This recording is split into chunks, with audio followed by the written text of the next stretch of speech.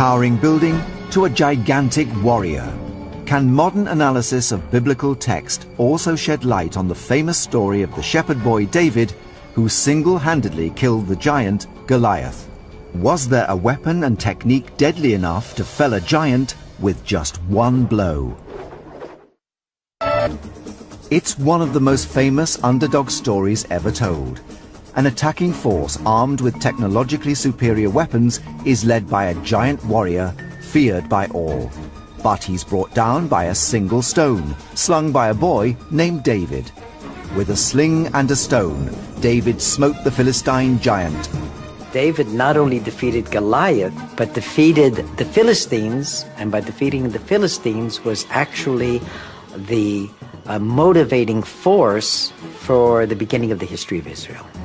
But how difficult would it have been for a boy to strike and kill a giant with just one stone?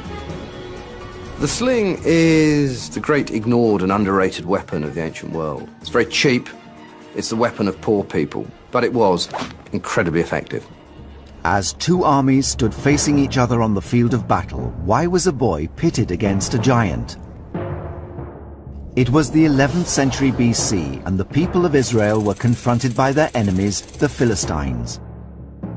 The Philistines came from the area of the Aegean Islands, equipped with the most modern technological weapons against a very small, minor nation. The Philistines' champion Goliath wore an armor of bronze.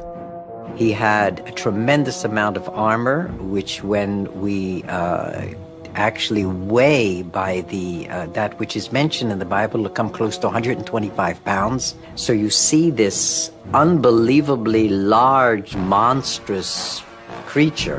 When Goliath offered to settle the battle by single combat, David stepped forward.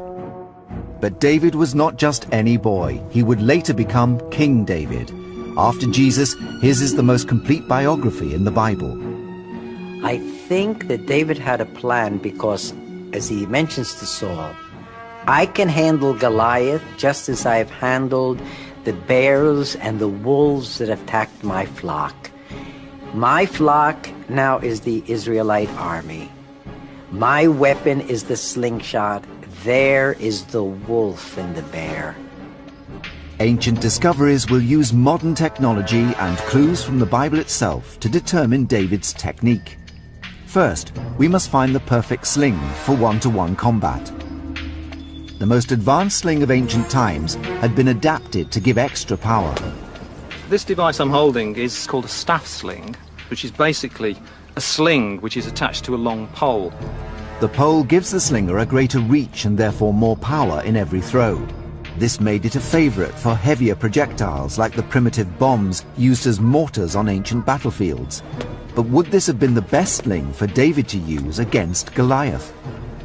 I think the idea that David could have used a staff sling is fairly unlikely. This isn't a particularly accurate weapon. The way I like to think of this is that the highly trained hand sling throwers were more like a modern-day sniper in that they were highly skilled, highly trained, and they could send a very small projectile with amazing accuracy. David needed a hand sling.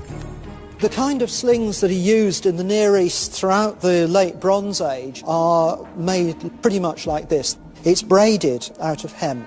This is the sort of projectile that was used in Judea, in Israel.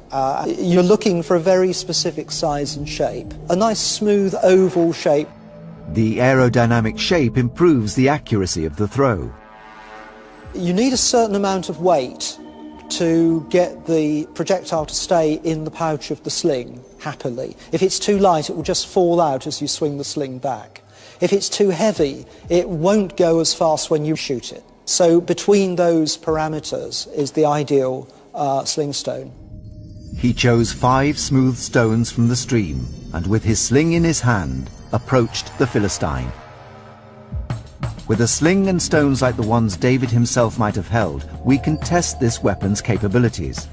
Luis Pons Livermore is the slinging champion of the Balearic Islands, home for millennia to the world's greatest slingers. The Balearic Islands get this reputation of being the best slingers in the ancient world. They get an inherited expertise in using the sling. Luis has travelled to the Holy Land to test the destructive power of a replica Iron Age woolen sling and stone. He's investigating the technique David would have used to bring down Goliath.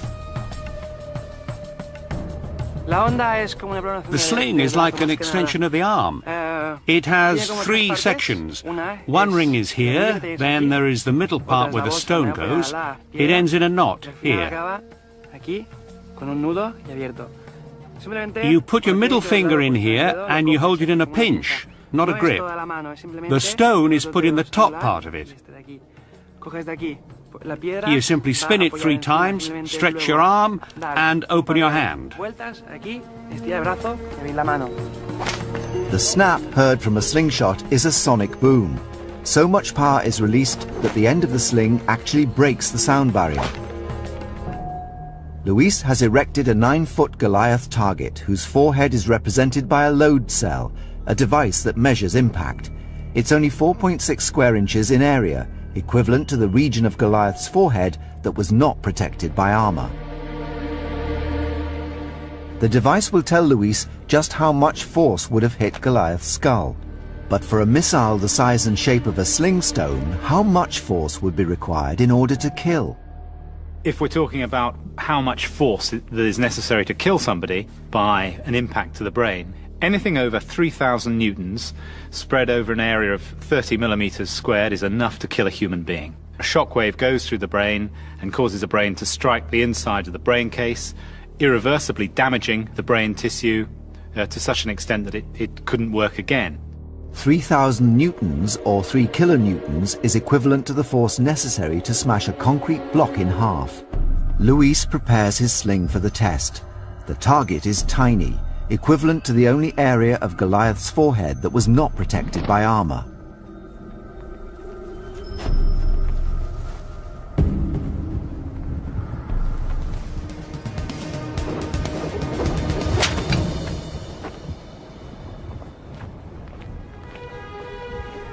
.62 kilonewtons. That's sufficient to eliminate Goliath with a sling and a stone. Goliath is now dead. He slung it and struck the Philistine on the forehead. The stone sank into his forehead and he fell face down on the ground. To have achieved such a shot must have taken extraordinary skill and nerve. Even Luis, a champion slinger, has found it exceptionally difficult to attain power and accuracy at the same time. To be able to take out an armoured man with one sling stone is a lucky or an incredibly skillful shot, even for a very skilled slinger.